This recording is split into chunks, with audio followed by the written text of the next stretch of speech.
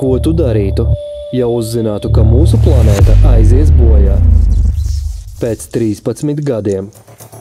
Paņemsi kredītus, lai pavadītu neaizmirstamu laiku kopā ar ģimeni? Lai apniktu viens otram. Lai nebūtu žēl atvadīties.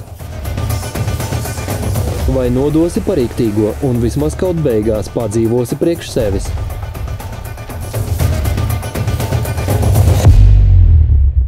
Vai varbūt visus šos 13 gadus veltīsi lūkšanām, mantrām, retrītiem? Kļūsi par mūku?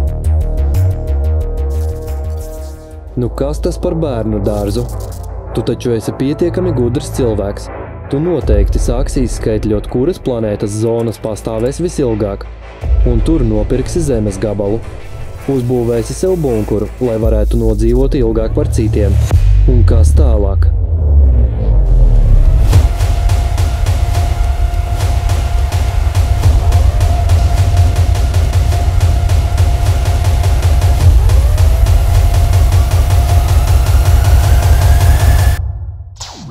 Kā redzat, līdz ar šādu katastrofu pieaugumu dzīvot vairs nebūs iespējams. Jau pēc 5 gadiem mūsu dzīve var pārvērsties par elli. Tikai 5 gadi. Paskatieties uz eksponenciālo diagrammu, kurā parādīts to zemestrīču skaits, kura magnitūdas ir lielākas par 3. Kā ir pieaudzis zemestrīču skaits? Tas nozīmē, ka palielināsies spēcīgu zemestrīču skaits ar 6 magnitūdām un vairāk. Jau pēc 5 gadiem tādas zemestrīces kā šogad Turcijā notiks dažādās planētas daļās praktiski katru dienu. Cik pilsētas jūsuprāt izdzīvos?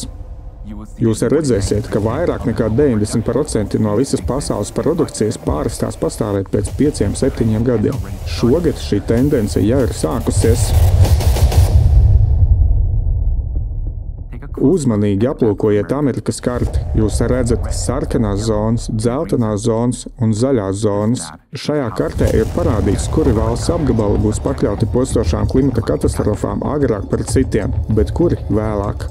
Kas attiecas uz Eiropas valstīm, arī uz tām nevajadzētu paļauties. Varbūt nākamajā fórumā mēs šo tēmu apspriedīsim sīkāk. Starptautisks tiešsaistes fórums. Globālā krīze. Atbildība.